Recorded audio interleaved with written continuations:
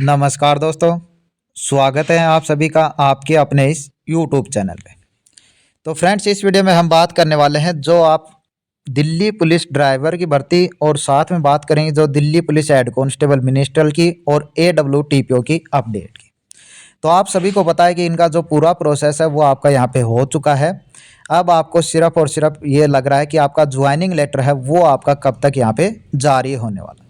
और कुछ कैंडिडेट का साथ में ये भी डाउट चल रहा है कि उनका वेटिंग लिस्ट में नाम आ जाएगा या नहीं आएगा, कितने पे वेटिंग लिस्ट जाएगी और कितने सीटें अभी यहाँ पे खाली हैं वो आपकी हैं।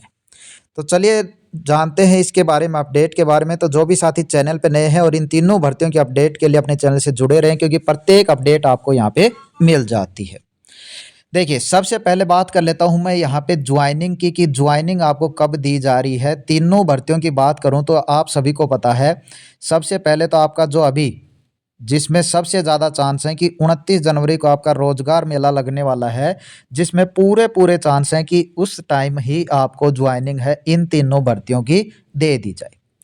अन्यथा यहाँ पे 90% यदि चांस मानते हो तो 10% आपके चांस बनते हैं जब आपका दिल्ली पुलिस कांस्टेबल का भी इसके साथ में आपका काम है वो पूरा हो जाए, यानी उसका प्रोसेस भी पूरा हो जाए और उसके बाद आपको ज्वाइनिंग दी जाए। 90% चांस है कि 29 जनवरी का जो आपका रोजगार मेला है उसके अंदर दी जाए ज्वाइनिंग, और 10% चांस है कि आपकी फरवरी लास्ट तक ज्वाइनिंग आपकी यहाँ पे आए।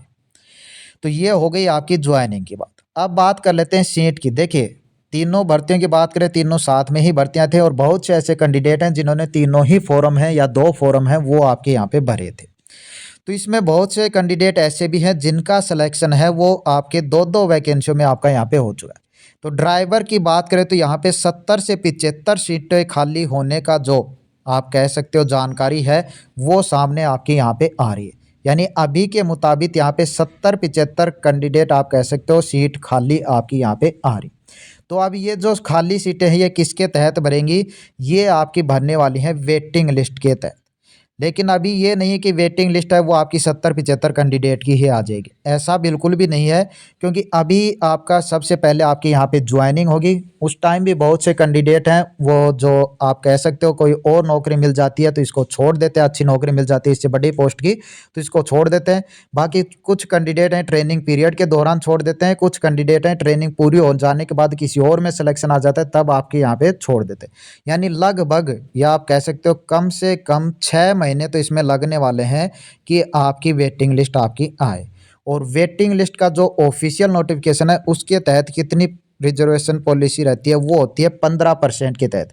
तो 1411 कैंडिडेट का 15% यदि आप निकालोगे तो वो आपका 200 से 210 के लगभग आपकी जो वैकेंसी है यानी वेटिंग लिस्ट है वो आपकी आने की पूरी संभावना है, वो आपकी यहाँ पे रहेगी।